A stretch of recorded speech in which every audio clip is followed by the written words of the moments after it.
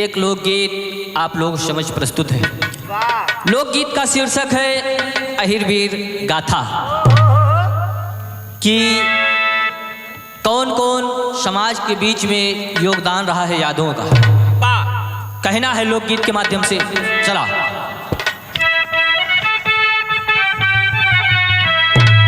अरे अहिरे कई इतिहास कबले कबई बा, अरे अहिरे कई इतिहास कबले कबई बा, और पढ़ लिख के गए सब जानी हो, और आज यही रे के गाई कहानी हो, आज अहिरे के गाई।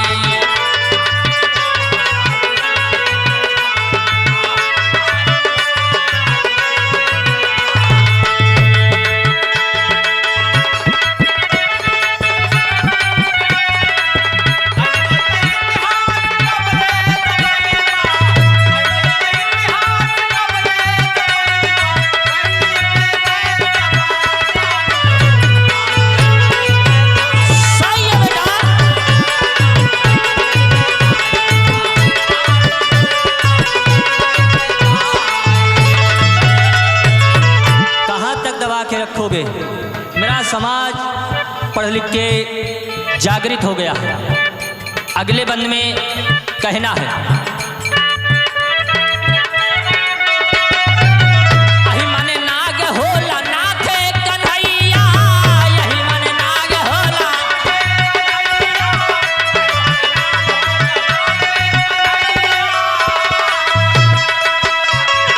ग्वाल बाल खुश भइले लेते बनैया, ग्वाल बाल खुश भइले,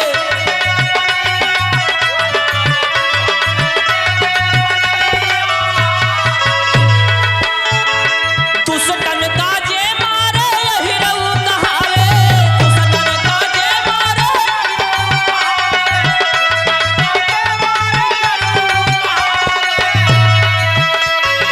उपदेश गीता में ज्ञानी हो, उपदेश गीता में ज्ञानी हो, आज यही रे के गाई का हानि हो, आज यही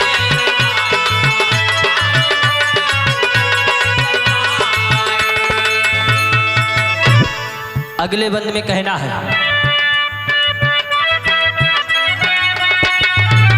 निधन सुदामा जी सहपाठी रहाले, निधन सुदामा जी,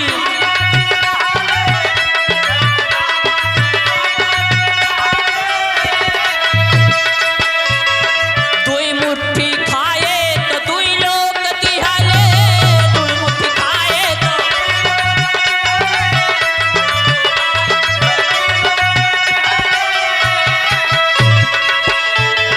टूटही मड़ैया भय कंचन नगरिया, टूटही मड़ैया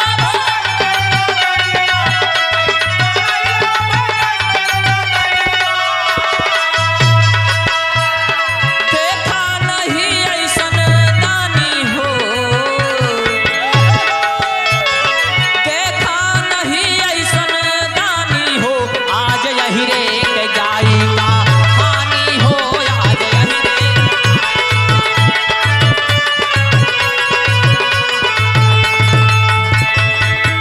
बाबूजी ये यादव बिरादरी केहू के उपकार अपने ऊपर ना लेते। भगवान कन्हैया सुदामा जी से 2 मुट्ठी चावल खाए थे, उसी समय 2 लोग दे दिए। उनका टूटा मोटा झोपड़ा जो था घास फूस के मड़ैया महल में बदल गई। अगले बंद में कहना है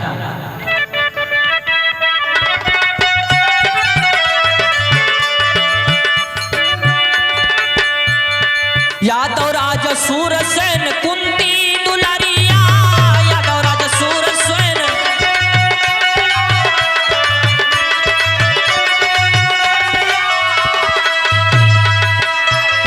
सूर्यंश करण पुत्र दानी धनुधरिया, सूर्यपुत्र करण वीर,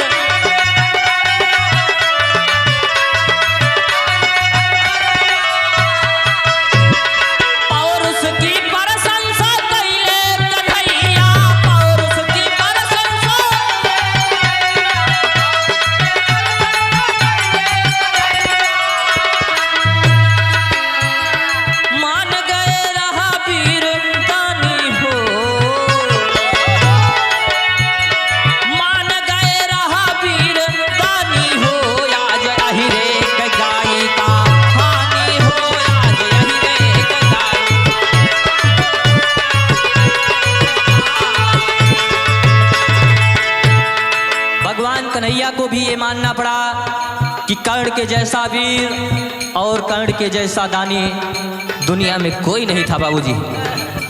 अगले बंद में कहना है,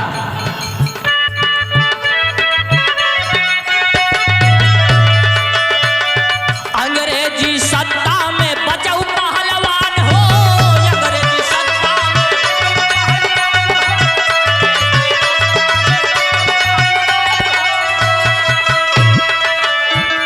शेर से लड़े कुसती अहिरे किसान हो,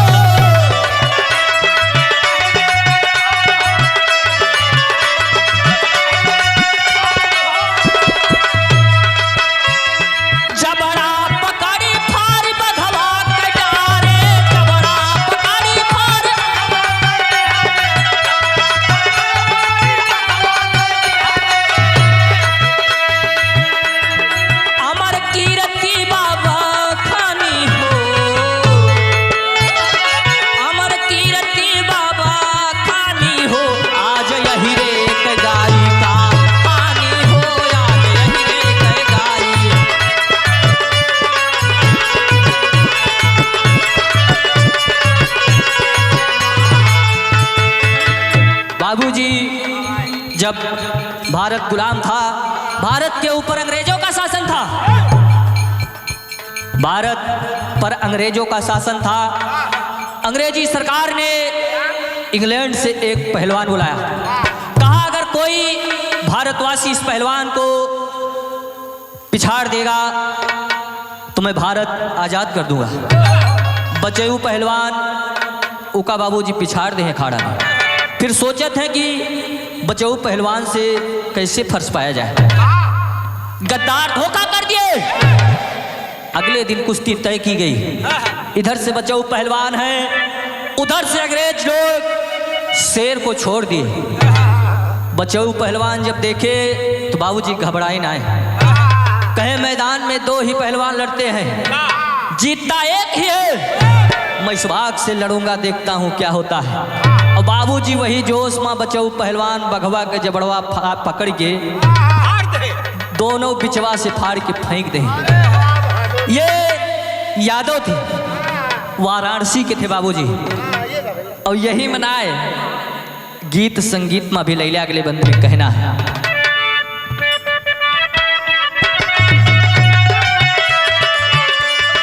माधवदास रामधार रमन बिहारी, माधवदास रामधार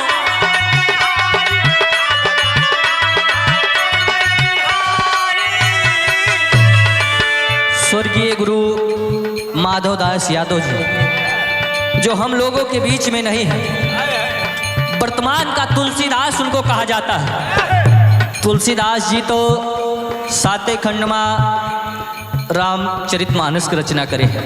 हमारे गुरुदेव भगवान 9 खंडों में श्यामचरितमानस की रचना किए हैं, जो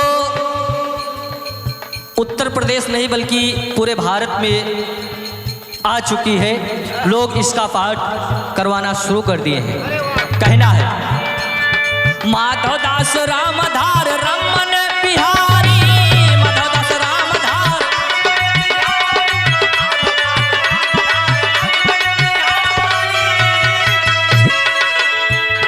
हीरा राम देव राम बहादुर व मंगल, हीरा राम रामदेव बहादुर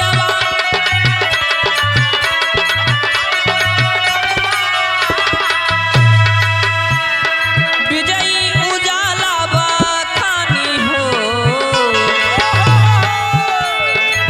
विजयी उजाला बखानी हो, आज अहिरे के गाई का पानी हो, आज अहिरे के गाई का।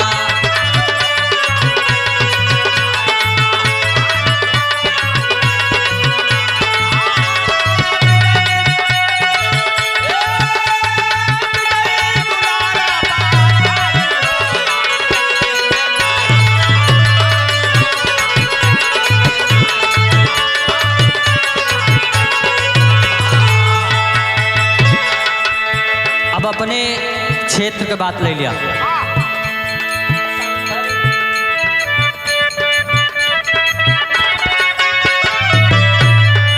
संघर्षशील यही रण से न भागे, संघर्षशील यही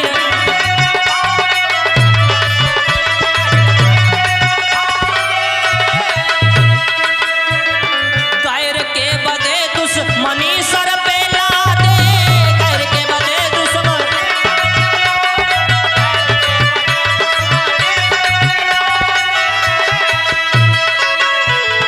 याद कर मित्र से न यादों के दिनावा, याद कर मित्र से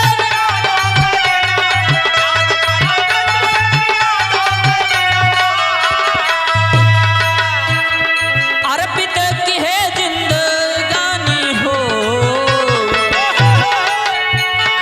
अर्पित की है जिंदगानी हो, आज अहिरे के गाई का हानि हो, आज अहिरे के गाई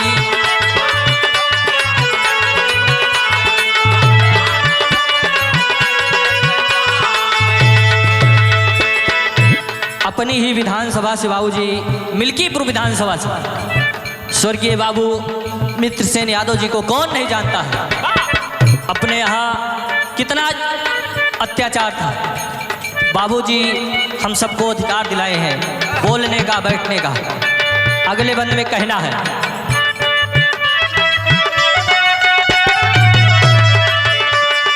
अहिरे की पैठ राजनीति में भी गहरी, अहिरे की पैठ राज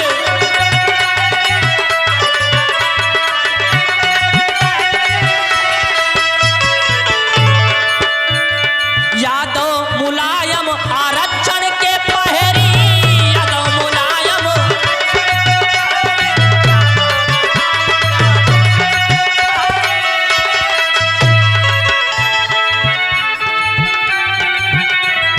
लालू मुलायम के दम पर अच्छा,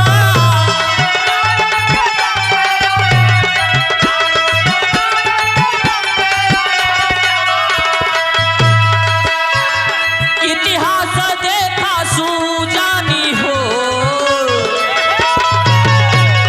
इतिहास देखा सुजानी हो, आज अहिरे के गाई का हानि हो, आज अहिरे के गाई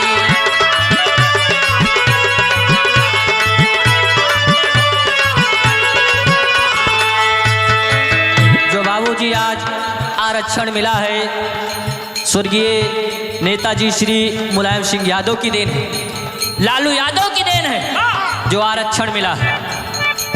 अगले बंद में कहना है,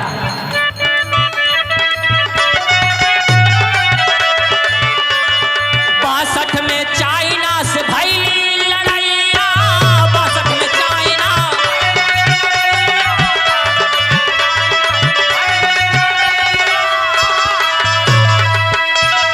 जग 120 यादव बहादुर सिपाहिया,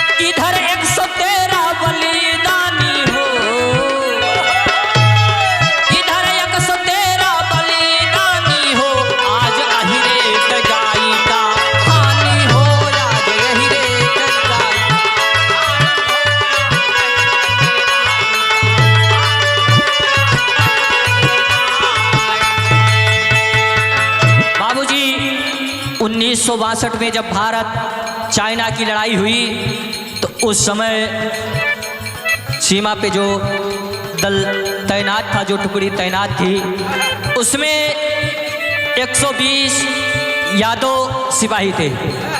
जब आक्रमण हुआ बाबूजी तो 120 सिपाही अकेले मिल करके चाइना के 1300 सैनिकों को मार डाला। बाबूजी जब 13 सैनिकों को मार डाला तो इधर से जमुने माँ 113 बलिदान होगी।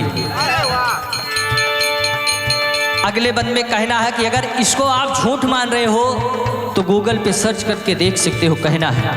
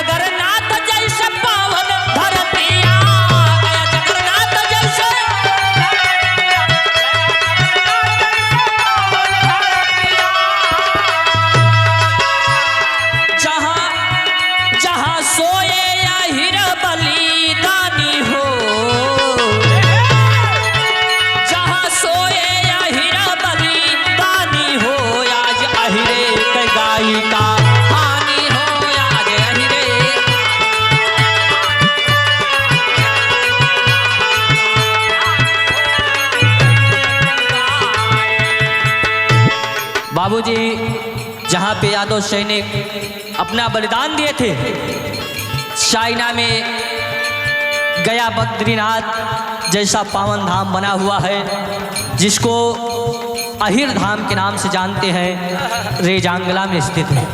अगले बंद में गुरु घराने का परिचय देते हुए कहना है,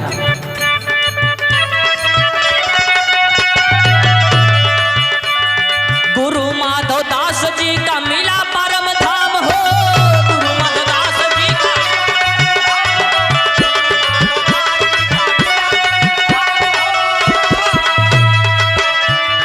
लिखाई अलबी यादव अहिर वंश